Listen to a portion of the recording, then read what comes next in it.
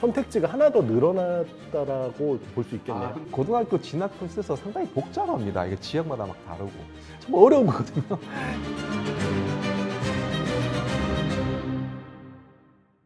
주간 대치동으로 찾아온 엠베스트 입시전략 책임연구원 왕우석입니다. 반갑습니다. 엠베스트 학원 원장 겸 입시전략연구소 소장 겸 김창식입니다. 반갑습니다. 네, 안녕하세요. 입시전략 책임연구원 강희성입니다.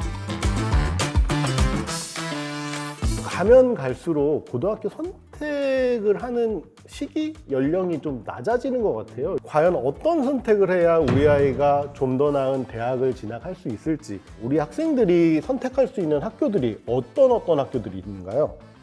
선택지는 굉장히 다양하죠. 우선 뭐 조금 다르긴 하지만 영재고가 있고, 또 우리가 흔히 말하는 특목고가 있고, 또 특성화고가 있고, 또 자율형 고등학교, 그리고 일반계 고등학교 이렇게 있는데, 그 안에 보면 좀 더 세분화되게 많이 있죠. 저희가 흔히 이제 특목고라고 얘기를 하면은 뭐 과고가 있고, 외고, 국제고, 또 예술고, 체육고, 뭐 마이스터고 이런 학교들이 있고, 또 특성화고라고 해서 우리가 옛날에 정말 라떼식으로 말하면 실업계 고등학교가 이제 특성화고라고 생각하시면 될 것 같고, 뭐 일반고와 거의 뭐 동일하다라고 볼 수 있는 자공고가 있고, 또 이 일반계고 안에서도 자율형 자율학교 지정 고등학교가 있고, 또 중점학교가 있어요. 사실 선택지는 상당히 다양하게 너무 복잡해요. 있죠. 맞아요. 복잡한.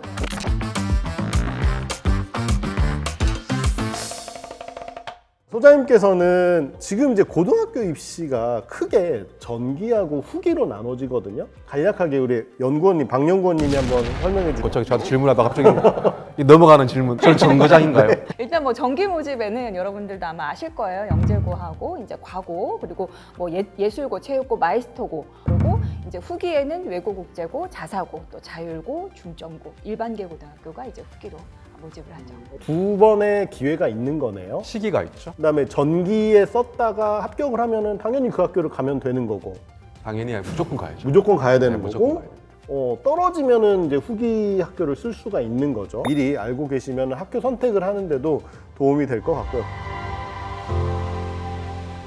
이들 학교의 특징을 좀 간단하게 좀 설명을 좀 해주실 수 있을까요? 학생 기준으로 말씀을 드리는 게 맞을 것 같아요. 인문 계열이라고 한다면 선택할 수 있는 고등학교가 외고, 국제고, 그 다음에 자사고도 선택할 수가 있겠죠. 자연계열이야? 그러면은 자사고, 자연계열 갈지, 아니면 일반고에서도 과학 중점 과정에 있는 고등학교를 선택할 수가 있습니다. 근데 영재고, 과고 같은 경우에는 사실 어릴 때부터 학생들이 준비하다 보니까 중학교 지금 3학년쯤 된다고 한다면 선택 고민을 한다는 건 조금은 무리수가 있는 겁니다.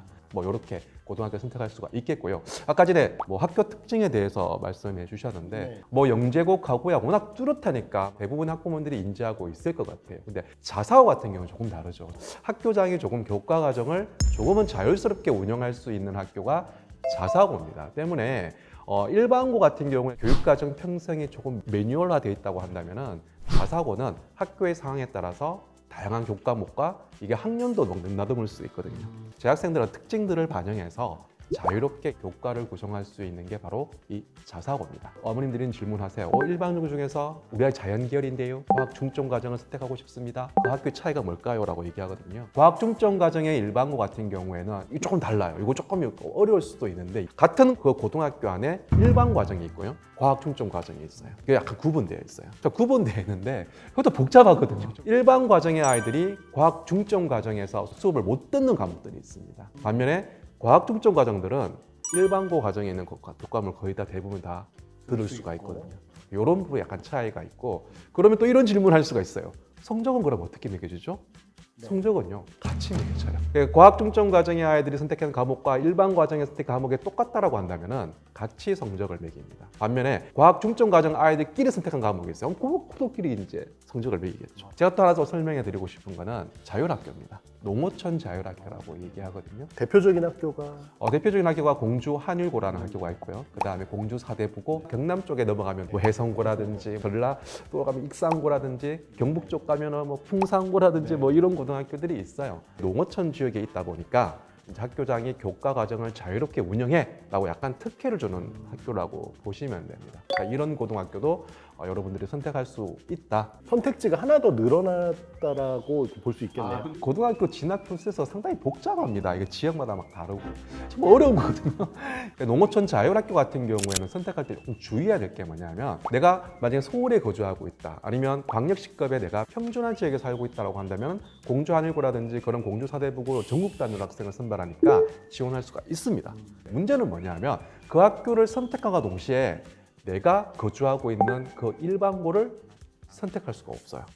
한 곳만 선택을 해야 되니까 일반고 문제에 들어가기 때문에 한 곳만 선택을 해야 돼요. 똑같이 후기 모집에 있는 학교니까 그런 학교, 고등학교를 내가 선택할 때는 조금 여러분이 조금 주의를 하셔야 된다. 이런 부분 다시 한 번 더 말씀드리고 싶네요. 두 학교 중에 한 곳을 선택해야 되기 때문에 조금 더 이제 신중해야 된다.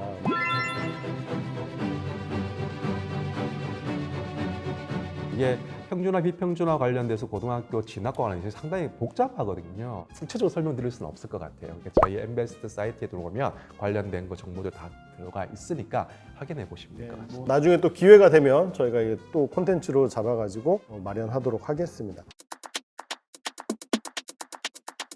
진짜 대학 진학에 유리한 고등학교가 있는 건가요? 있다. 있나? 아니요, 없어요. 대학 진학에 유리한 고등학교가 있는 게 아니라 그 고등학교에 얼마나 가느냐